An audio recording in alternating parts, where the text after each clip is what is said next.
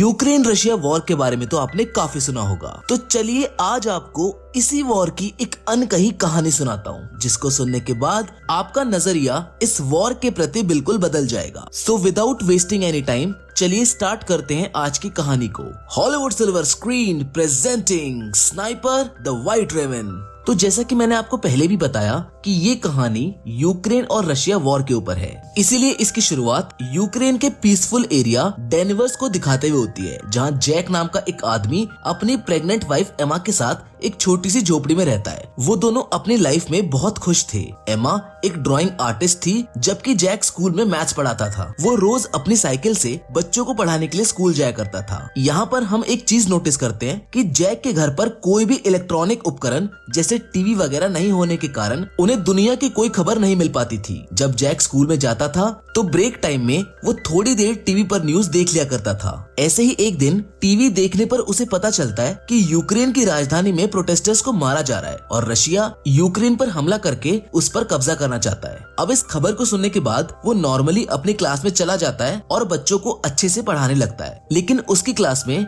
एक बेन नाम का बच्चा है जो बहुत शरारती है। वो जैक को बिल्कुल भी पसंद नहीं करता है, इसीलिए उसे जब भी मौका मिलता है वो जैक की इंसल्ट करता है और जैक को स्कूल से हटवाने के बारे में सोचता रहता है। पर जैक एक जिम्मेदार टीचर है, इसलिए वो कभी भी उसकी इन हरकतों से गुस्सा नहीं होता है। अब हमें इसके आगे दिखाया जाता है कि रोजमर्रा की सुबह जैक स्कूल में पढ़ाने के लिए जा रहा होता है कि तभी वो रास्ते में कुछ सोल्जर्स को खड़ा देखता है, जिन पर वो ज्यादा ध्यान नहीं देता है और आगे बढ़ जाता है। लेकिन जैसे ही वो स्कूल पहुंचता है तो देखता है कि पूरा का पूरा स्कूल खाली पड़ा है, जिसको देखकर वो हैरान है और सोच में पड़ जाता है कि आखिर सारे बच्चे कहाँ गए। लेकिन तभी वो टीवी पर एक न्यूज देखता है जिसमें दिखाया जा रहा होता है कि यूक्रेन पर कब्जा करने के लिए रशियन आर्मी यूक्रेन में घुस चुकी है। जिसके बाद वो समझ जाता है कि उसने रास्ते में जो सोल्जर्स देखे थे वो दरअसल रशियन सोल्जर्स थे। अब पूरा मामला समझते ही वो तुरंत अपने घर की तरफ भागता है, क्योंकि एमा घर पर अकेली थी। लेकिन अब बहुत देर हो चुकी थी, क्योंकि रशियन सोल्जर्स उसकी पत्नी को पकड़कर पीट रहे होते हैं। और जब जैक अपनी पत्नी को बचाने की कोशिश करता है तो रशियन सोल्जर्स उसको भी पकड़कर मारने लगते हैं। जैक उनको रिक्वेस्ट करता है कि मेरी पत्नी प्रेग्नेंट है, तुम लोग प्लीज उसको मत मारो। ये सुनकर एक रशियन सोल्जर उनके घर को आग लगाकर वहाँ से जाने लगता है। लेकिन अपने घर को जलता हुआ देखकर एमा गुस्से से पागल हो जाती है और वो रशियन सोल्जर्स पर पत्थर फेंकने लगती है, जिसकी वजह से एक रशियन सोल्जर उस पर गोली चलाकर उसे मार देता है, जिसे देखकर जैक सुन्न रह जाता है। वो बेबस अपनी पत्नी की बॉडी के पास बैठकर फूट फूट कर रोने लगता है। वो बहुत दुखी था क्योंकि वो कुछ भी नहीं कर पाया था। जिसके कुछ घंटे बाद दो यूक्रेनी सोल्जर जैक के पास आते हैं और उसकी पहचान करने के बाद वो दोनों उसकी पत्नी एमा के लिए कब्र खोदते हैं। जिसके बाद वो जैक को बोलते हैं कि तुम अपनी पत्नी को यहाँ पर दफना दो। अब क्योंकि रशियन सोल्जर्स ने उसके घर को जला दिया था और उसकी पत्नी को भी मार डाला था, इसलिए अब वो बदले की आग में जल रहा था कि कब वो रशियन सोल्जर्स से अपनी पत्नी की मौत का बदला लेगा। इसीलिए वो यूक्रेनियन सोल्जर्स को रिक्वेस्ट करता है कि प्लीज मुझे भी अपने साथ ले चलो, मैं भी यूक्रेन आर्मी में शामिल होना चाहता हूँ। जिसे सुनकर पहले तो वो दोनों एक दूसरे को देखते हैं, लेकिन बाद में वो दोनों जैक को अपने साथ मिलिट्री बेस ले जाते हैं। लेकिन जाने से पहले जैक लकड़ी के उस एंगल को अपने पास रख लेता है जो उसकी वाइफ ने उसकी सुरक्षा के लिए बनाया था। अब वो लोग मिलिट्री बेस में पहुंच जाते हैं, लेकिन यूक्रेनियन कमांडर जैक को आर्मी में शामिल करने से मना कर देता है। वो बोलता है कि ये बंदा कोई जासूस भी हो सकता है। लेकिन जैक कमांडर को कहता है कि रशियन सोल्जर्स ने मेरे घर को जला दिया और मेरी आंखों के सामने मेरी पत्नी को मार दिया, इसलिए मेरे पास अब जीने की कोई भी वजह नहीं बची है और जब तक मैं रशियन सोल्जर्स को नहीं मारूंगा मैं यहाँ से नहीं जाऊंगा। मैं अपने देश को बचाना चाहता हूँ ताकि रशियन सोल्जर किसी और के घर को ना उजाड़ पाए। जिसे सुनने के बाद कमांडर जैक को यूक्रेनियन आर्मी में भर्ती कर लेता है और उसकी ट्रेनिंग शुरू हो जाती है। लेकिन जैक को बंदूकों के बारे में कुछ भी नहीं पता था और जब बाकी के सोल्जर्स बंदूकों को असेंबल कर रहे होते हैं तो जैक उनके सामने सबसे स्लो बंदूक असेंबल करता है, जिससे सभी सैनिकों को लगता है कि वो कभी भी एक अच्छा सोल्जर नहीं बन पाएगा। लेकिन जैक अपना पूरा फोकस ट्रेनिंग पर लगाता है ताकि वो जल्द से जल्द एक अच्छा सोल्जर बन पाए। ऐसे ही एक दिन जब वो ट्रेनिंग कर रहा होता है तो वो अपने सीनियर को बोलता है कि मुझे जैक कहकर मत बुलाया करो, मैं अपना कोड नेम रेवन रखना चाहता हूँ। जिस पर उसके सीनियर हंसते हैं और उसको बोलते हैं कि कोड नेम ऐसे ही नहीं मिलता,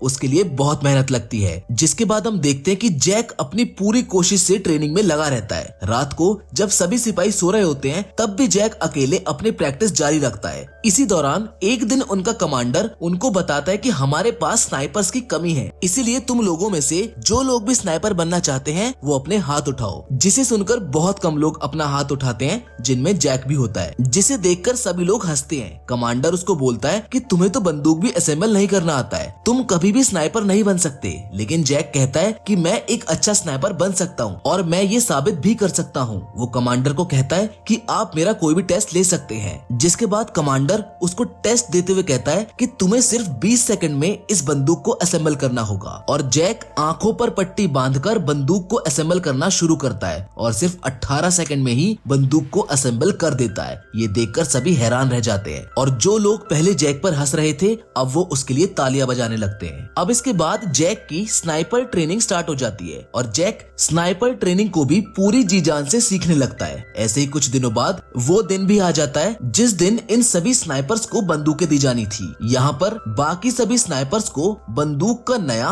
और बेहतरीन मॉडल दिया जाता है, लेकिन जैक को एक पुराने मॉडल की बंदूक जो कि सही से काम भी नहीं करती थी वो दी जाती है। अपने साथ ऐसा भेदभाव देखते हुए जैक अपने सीनियर को कहता है कि सर मुझे भी नए मॉडल की बंदूक चाहिए। जिस पर उसका सीनियर गुस्से से उसको बोलता है कि पहले तुम्हें प्रूफ करना होगा कि तुम एक अच्छे स्नाइपर हो, उसके बाद तुम्हें नए मॉडल की बंदूक मिल जाएगी। जिसके लिए जैक तैयार हो जाता है। अब इन सभी स्नाइपर्स की लास्ट ट्रेनिंग शुरू होती है, जिसमें सीनियर्स सभी स्नाइपर्स को बताते हैं कि जब तुम लोग अपने दुश्मन पर छुपकर निशाना साध रहे होंगे तब तुम लोगों को चाहे जो भी परिस्थिति आ जाए बिल्कुल भी हिलना नहीं है और सिर्फ अपने टारगेट पर फोकस करके उसको शूट करना है। इसके बाद सीनियर एक एक करके सभी स्नाइपर के पास शूट करने लगता है और जो भी सोल्जर गोली लगने के डर से जरा सा भी हिलता है वो उसे ट्रेनिंग से बाहर कर देता है। ऐसे ही जब जैक के पास सीनियर गोली चलाता है तो वो अपनी जगह पर बेखौफ लेटा रहता है। यहाँ पर जैक अपने टारगेट पर उसी पुरानी बंदूक से निशाना लगाने की कोशिश करता है, लेकिन तभी इनका सीनियर उसको बोलता है ये इतना आसान नहीं होगा क्योंकि तुम्हें अपना टारगेट सिर्फ एक बार ही देखने के लिए मिलेगा। और जैसे ही जैक अपना टारगेट देखता है तभी उसकी आंखों को ढक दिया जाता है, जिसकी वजह से जैक का निशाना थोड़ा चूक जाता है। लेकिन सभी को पता था कि अगर जैक को नई बंदूक दी जाती और उसकी आंखों के आगे कुछ ना रखा जाता तो वो अपना निशाना बिल्कुल सही लगाता, लेकिन कोई भी इस बारे में बात नहीं करता है और जैक भी इस पर ज्यादा ध्यान नहीं देता है। जिसके बाद अब रात को इन स्नाइपर्स का नाइट शूट टेस्ट होता है, जिसमें ट्रेनर के फ्लेयर गन को शूट करते ही सभी स्नाइपर्स को उस फ्लेयर की रोशनी में अपने अपने टारगेट पर गोली चलानी थी। लेकिन जैक गोली नहीं चलाता है क्योंकि वो मैथ्स में बहुत अच्छा था, इसलिए वो उस फ्लेयर गन की रोशनी में सिर्फ अपने टारगेट की दूरी का अंदाजा अपने माइंड में फटाफट से लगा लेता है और फिर जब पूरी तरह अंधेरा हो जाता है वो अपने टारगेट को शूट करता है और उसका निशाना बिल्कुल ठीक सेंटर पर लगता है, जो उसके सिवा और कोई नहीं कर पाया था। जिसके बाद नेक्स्ट डे रिजल्ट आता है और सीनियर जैक को सैल्यूट करते हुए बोलता है कि तुम पास हो चुके हो। जिसके बाद कर्नल जैक को कहते हैं कि तुम जल्दी से अपनी जरूरत की सभी चीजों को पैक कर लो क्योंकि तुम्हें बाकी स्नाइपर्स के साथ एक जरूरी मिशन पर भेजा जा रहा है। अब इनका फर्स्ट मिशन ये था कि पास के ही एक चेक पॉइंट पर रशियन आर्मी ने कब्जा कर रखा है और इनको वो चेक पॉइंट रशियन आर्मी से फ्री करवाना है। जिसके लिए जैक अपने सभी साथियों के साथ उस एरिया में घुस जाता है। यहाँ पर वो सब अपनी अपनी पोजीशंस ले लेते हैं। यहाँ पर इन सबको एक एक टारगेट भी दिया जाता है और जैसे ये लोग रशियन आर्मी पर शूट करने वाले होते हैं तो ये देखते हैं कि एक गाड़ी चेक पॉइंट की तरफ ही जा रही है, जिससे कर्नल सबको शूट ना करने के लिए बोलता है। वही रशियन आर्मी उस गाड़ी को रोक लेते हैं जिसमें एक कपल कहीं जा रहा था। रशियन आर्मी उन्हें गाड़ी से बाहर निकालकर उनके पासपोर्ट लेकर अपने पास रख लेते हैं और उन्हें काफी बुरी तरह से टॉर्चर करने लगते हैं। जिसे देखकर जैसे कर्नल स्नाइपर्स को शूट करने के लिए बोलता है तो एक ही झटके में सभी स्नाइपर्स अपने अपने टारगेट को शूट करके निपटा देते हैं। अब इन स्नाइपर्स का पहला मिशन सक्सेसफुल हो गया था, इसलिए ये सभी खुशी खुशी वापस बेस पर आ जाते हैं, जहां जैक देखता है कि कि उसके बाकी के साथी बेस पर नहीं है, और जब वो इसके बारे में पूछता है तो उसे पता चलता है कि वो एक दूसरे मिशन पर गए हैं, जहाँ पर उन्हें एक और बात पता चलती है कि उस मिशन पर उनके कई सारे साथी मारे जा चुके हैं और उन सबको एक ही स्नाइपर जिसका नाम एडम है उसने मारा है, जो रशियन आर्मी का सबसे बेहतरीन स्नाइपर है। अब कुछ दिनों बाद का सीन दिखाया जाता है जब इनका नेक्स्ट मिशन शुरू होता है, जिसके लिए सभी स्नाइपर्स उस जगह पर पहुंच जाते हैं जहां रशियन आर्मी कब्जा करने के लिए आने वाली थी। सबसे पहले जैक अपने साथियों के साथ इस जगह पर बॉम्ब्स फिट करने लगता है और खुद को घास के अंदर छुपाकर रशियन आर्मी के आने का इंतजार करता है। और जैसे ही कुछ टाइम के बाद रशियन आर्मी वहां पर आने लगती है तो जैक देखता है कि उन रशियन आर्मी में उसका स्टूडेंट बेन भी था, जो स्कूल में हर टाइम उसे परेशान करता था। अब वो रशियन आर्मी में शामिल हो चुका है और जैक को अपने स्टूडेंट को मारना अच्छा नहीं लगता है, लेकिन जैसे ही कर्नल शूट करने का ऑर्डर देता है तो जैक थोड़ा सोचने के बाद अपने जज्बातों को साइड में रखता है और बारूद पर शूट कर देता है, जिससे बेन समेत सभी रशियन आर्मी वाले मारे जाते हैं। जिसके बाद कर्नल उससे गुस्से में पूछता है कि तुम क्या सोच रहे थे, जिस पर जैक उसे बताता है कि उन रशियन सैनिकों में मेरा एक स्टूडेंट भी था जिसे मारने में मैं थोड़ा हिचकिचा रहा था और इसके लिए मुझे बुरा फील हो रहा है। लेकिन कर्नल उसको समझाता है कि ये बेन की चॉइस थी कि उसने गद्दारों को चुना, इसके लिए तुम्हें बिल्कुल भी बुरा मानने की जरूरत नहीं है। जिसके बाद ये लोग वापस अपने बेस आ जाते हैं। यहाँ पर अब कर्नल अपना ज्यादातर टाइम जैक के साथ ही बिताता है, क्योंकि अब वो पूरी तरह से जैक पर विश्वास करने लगा है। कर्नल जैक को बताता है कि मेरी 2 बेटियां हैं और उनको नहीं पता कि मैं आर्मी में कर्नल की जॉब करता हूँ। उनको मैं ये कहकर आया हूँ कि मैं एक काफी बड़ा बिजनेसमैन हूँ, और मेरी वाइफ भी मेरी बेटियों को ये नहीं बताती है कि मैं आर्मी में हूँ। जिसे सुनकर जैक भी कर्नल को अपनी पत्नी की आखिरी निशानी दिखाते हुए काफी ज्यादा इमोशनल हो जाता है, लेकिन कर्नल जैक को संभाल लेता है। अब इसके बाद हमें अगले दिन का सीन दिखाया जाता है जहाँ पर ये लोग फिर से अपने अगले मिशन पर निकल पड़ते हैं। ये मिशन काफी इम्पोर्टेंट था, इसलिए सभी स्नाइपर्स छुपने के लिए अपनी अपनी पोजीशंस ले लेते हैं। ये लोग इसलिए यहाँ पर आए थे क्योंकि इन्हें कहीं से पता चला था कि रशिया के कुछ सिपाही इधर कब्जा करने के लिए आ रहे हैं। इस मिशन में कर्नल जैक के साथ ही था। तभी कुछ टाइम के बाद जैक यहाँ पर नोटिस करता है कि उन रशियन सोल्जर्स के साथ वो सोल्जर भी आया था जिसने उसकी पत्नी को गोली मारी थी। वो सोल्जर बिल्कुल ही जैक के निशाने पर था, जिसको देखकर जैक कर्नल से पूछता है कि क्या मैं उस पर शूट कर सकता हूँ, जिस पर कर्नल कहता है कि अभी नहीं। जैक फिर से देखता है कि वो रशियन बिल्कुल उसके निशाने पर है और शायद फिर कभी उसे ये मौका ना मिले, इसलिए वो फिर से जब कर्नल से पूछता है तो कर्नल उसे फिर से एक बार मना कर देता है, क्योंकि अब जैक अपनी पत्नी का बदला लेना चाहता था। इसलिए वो खुद पर कंट्रोल नहीं रख पाता है और उस सोल्जर पर शूट करके उसे मार डालता है। लेकिन इससे रशियन सैनिकों को इनके बारे में पता चल जाता है। कर्नल जैक पर भड़क जाता है कि ये तुमने क्या किया, लेकिन तभी एडम, जो कि रशियन आर्मी का एक तेज तर्रार स्नाइपर था, वो कर्नल को शूट करके मार डालता है और सभी रशियन सोल्जर्स इन पर बॉम्ब फेंकने लगते हैं। लेकिन जैक कर्नल की बॉडी को उठाकर वहां से दूर भागने लगता है। कुछ देर बाद वो उनकी रेंज से बाहर हो जाता है, जिसके बाद वो वापस बेस में आता है। लेकिन वो बहुत उदास था क्योंकि उसकी गलती की वजह से कर्नल मारे गए। लेकिन जैक अब ये कसम खाता है कि वो एडम को मार देगा और कर्नल की मौत का बदला लेगा। इसलिए वो अगले मिशन के लिए अकेला ही निकल पड़ता है। अब थोड़ी दूर जाने के बाद उसे कुछ रशियन स्नाइपर्स की लोकेशन का पता चलता है, जिससे वो अपना टारगेट फिक्स करके एक रशियन स्नाइपर को शूट करके मार गिराता है। लेकिन तभी दूसरा स्नाइपर जैक पर शूट कर देता है, जिससे जैक घायल हो जाता है। लेकिन जैक उस स्नाइपर को भी शूट करके मार गिराता है। अब क्योंकि जैक जख्मी था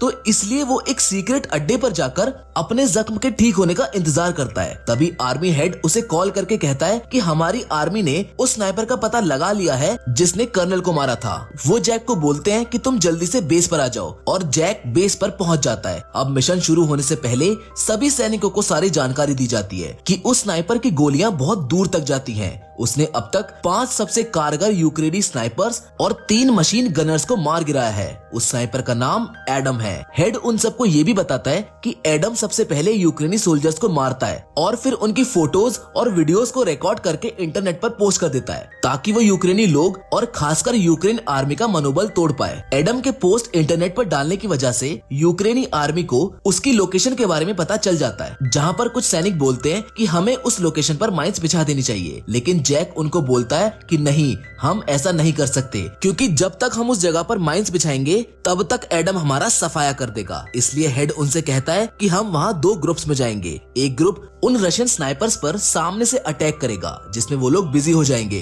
तभी दूसरे ग्रुप वाले उन पर अटैक करेंगे, जिससे उनका ध्यान बढ़ जाएगा और जैक इसी का फायदा उठाकर उस बिल्डिंग के अंदर चला जाएगा जहां रशियन स्नाइपर्स होंगे और उनको मार गिराएंगे। प्लान बन जाने के बाद ये लोग बिल्कुल ऐसा ही करते हैं और जल्दी ही अपनी अपनी पोजीशन पर पहुंच जाते हैं। दोनों ग्रुप्स रशियंस का ध्यान भटकाने में कामयाब हो जाते हैं, जिससे जैक को मौका मिल जाता है और वो बिल्डिंग में घुस जाता है। जैक वहां पर अपने सामने 2 रशियन स्नाइपर्स को देखकर उन पर हमला करके उन्हें मार देता है, जिसके बाद जैक अपने साथियों को कहता है कि मेरा रास्ता क्लियर कर दो, जिससे सभी यूक्रेनियन सोल्जर रशियन के बहुत सारे सैनिकों को मारकर उसके लिए रास्ता साफ कर देते हैं। जैक आगे बढ़ता है जहां एडम ये नोटिस करता है कि कोई भी सोल्जर उसको रिपोर्ट नहीं दे रहा है, जिससे उसे थोड़ा शक होता है और वो चेक करने के लिए खुद ही छत पर जाने लगता है, क्योंकि छत पर भी एक रशियन स्नाइपर था जो अब मर चुका था, जिसे देखकर वो अपनी पोजीशन पर वापस आ जाता है जहां पर उसको जैक की पत्नी का वो खिलौना दिखाई देता है और उसी वक्त जैक ऊपर से कूदता है और एडम को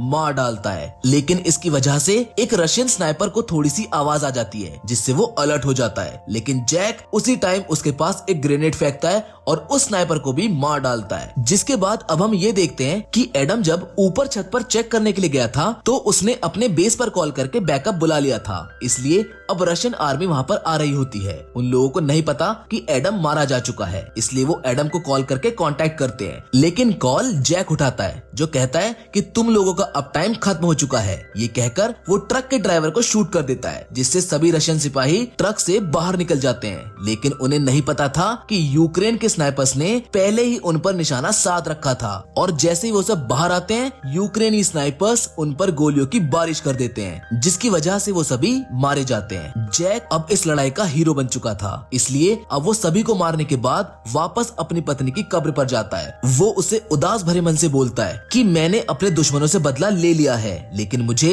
अब अपने देश की सेवा करनी है, इसलिए मुझे अब जाना होगा। इतना कहते हुए वो अपने अगले मिशन पर निकल जाता है, जिसके साथ ये फिल्म यहाँ पर खत्म हो जाती है। उम्मीद करते हैं कि आपको देशभक्ति की ये गाथा पसंद आई होगी। फिलहाल तो आज की वीडियो में बस इतना ही, लेकिन हम फिर से जरूर मिलेंगे एक और नई इंटरेस्टिंग कहानी के साथ, पर तब तक के लिए धन्यवाद।